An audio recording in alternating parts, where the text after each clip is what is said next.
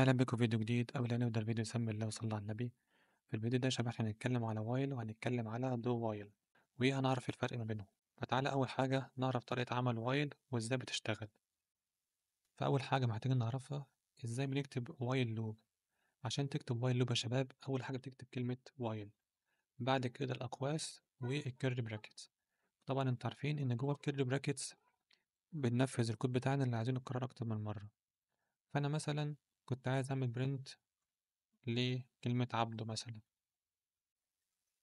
وجوه الأقواس هنا بقى يا شباب بنعمل الكونديشن بتاعتنا، والكونديشن ديت يا إما هتكون بترو أو هتكون بفولس.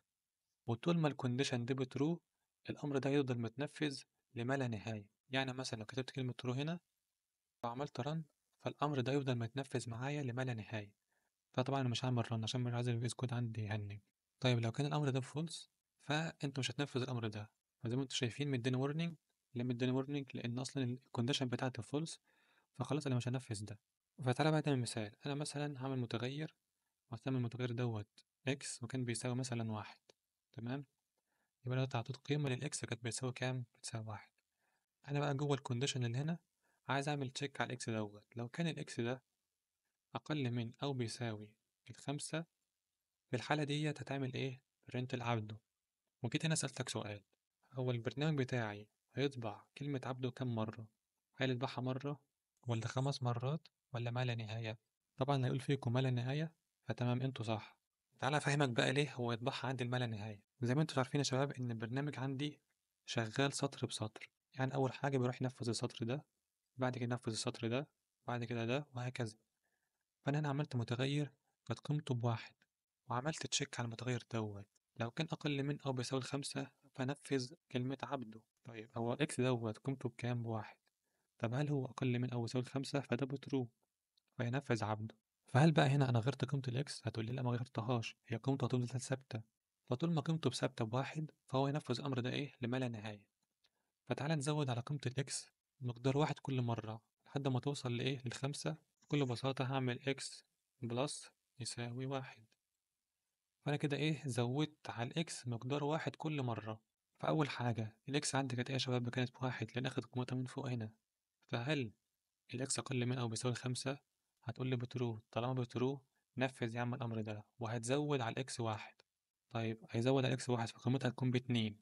هل الاتنين أقل من أو بيساوي الخمسة؟ هتقولي بترو فنفذ يا عم الأمر ده لحد ما يوصل لقيمة الإكس بتساوي ستة. فهل الست أقل من أو بيساوي الخمسة؟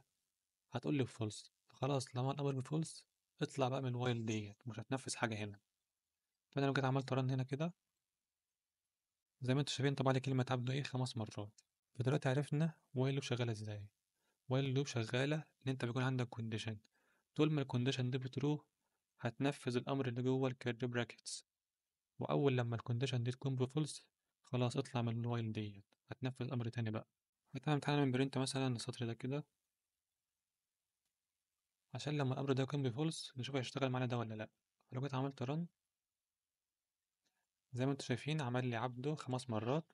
ولما بقى الكونديشن اللي عندي دي كانت بتساوي فولس فهيعمل لي ايه؟ عمل لي برنت للسطر ده. حلو قوي. تعالى بقى نتكلم على دو وايل. عشان تكتب دو وايل اول حاجه بنكتب دو، بعد كده كيرلي براكتس، بعد كده بتحط وايل والاقواس الخاصه بالوايل اللي هي الكونديشن بتاعتك. فحلو. واحنا طبعا عارفين ان جوه الكيرلي براكتس بنكتب فيه الامر بتاعنا اللي عايزينه يتنفذ، الكود اللي عايزينه يتكرر اكتر من مره. فانا مثلا هعمل برنت لعبده مجدي. تمام. وفي الوايل بعمل الكونديشن بتاعتي. فلو كانت الكونديشن دي بتساوي ترو فالأمر ده يتنفذ إيه؟ هيتنفذ لما لا نهاية. لما لا نهاية لأن الأمر دوت بترو. طيب حلو، أنت كده عملت إيه؟ طب ما ده نفس ده. هقول لك لأ، الفرق بقى في دو وايل لو كان الأمر بقى بفولس فأنت هتنفذ الأمر ده مرة واحدة. طب إزاي كده؟ ده الأمر ده بفولس. هقول لك ارجع تاني لأن البرنامج شغال سطر بسطر. فهو أول حاجة لأن عنده دو فجوه دو هينفذ برنت عبده فيروح هنا يطبع ايه؟ هيطبع برنت عبده.